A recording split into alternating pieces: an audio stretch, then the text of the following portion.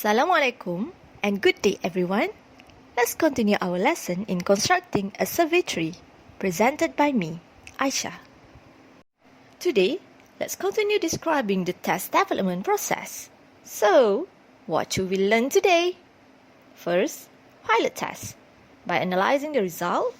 Second, conduct the quantitative item analysis in terms of item difficulty, item discrimination, inter-item correlation, item total correlation, item criterion correlation, item characteristic curve, item bias. Third, revising the instruments by choosing the final items and revising the instructions. When developers design a new test, they cannot assume that the test will perform as expected. Just as engineers who have designed a new airplane conduct flight tests to find out how well the plane flies. So pilot test is a dress rehearsal when the researcher administers the survey to a representative group from sample called the pilot group. By using the pilot test, the researcher is able to establish reliability and validity for the self-developed survey. Our goal in survey research is to obtain accurate information, such as a valid and reliable measure of what a person really thinks, does, or feels. Pilot testing questions helps to achieve this. Pilot tests reveal whether questions are at an appropriate level of difficulty. Since the purpose of the pilot test is to study how well the test performs, it is important that the test be given in a situation that matches as closely as possible the actual circumstances in which it will be used. Therefore, for the pilot test, developers choose a sample of people who resemble or are a part of the test target audience.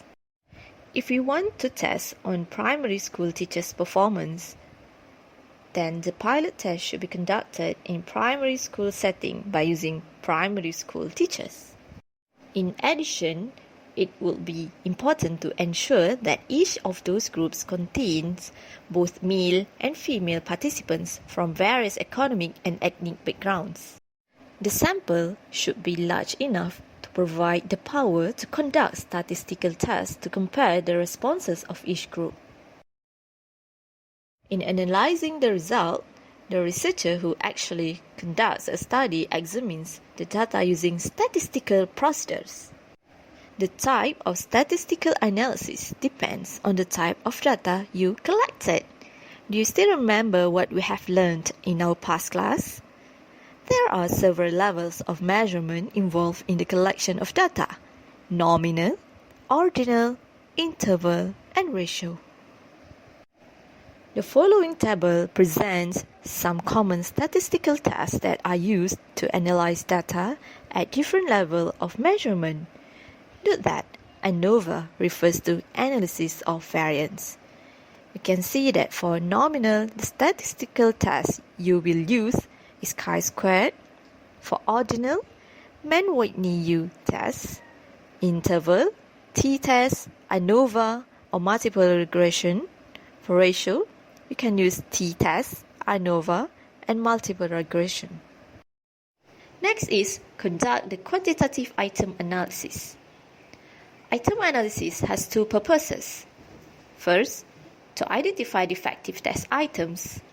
Second, to indicate the content the learners have or have not mastered. Item analysis measures the effectiveness of individual test item in terms of its difficulty level and power to distinguish between high and low scorers in tests.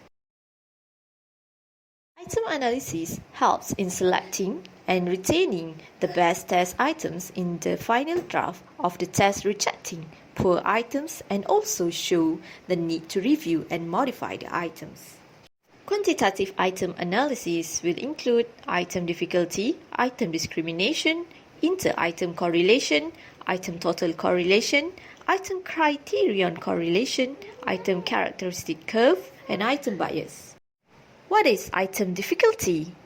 Based on classical test theory, CTT, Test item difficulty or item facility is defined as the proportions of students who answered a particular item correctly.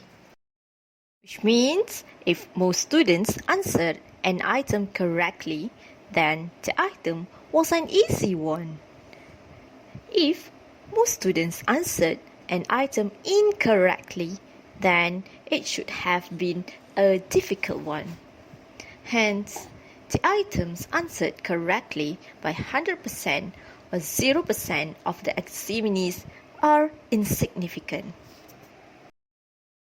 Based on our discussion just now, we can say that the equation to calculate item difficulty is number of persons who answered correctly divided by the total number of persons who respond. Table shows the difficulty value, quality of an item, and the recommendation. We can see that item that has difficulty value below 0.20 or above 0.80 is recommended to be discarded because whether the question or item is very difficult or misleading, or it is very easy or poor item. Item that has difficulty value between 0.50 to 0.80 is the best item and it is recommended to be retained. Some researchers said that item with difficulty value 0.5 is the best item because half of the sample or population can answer the question and half cannot.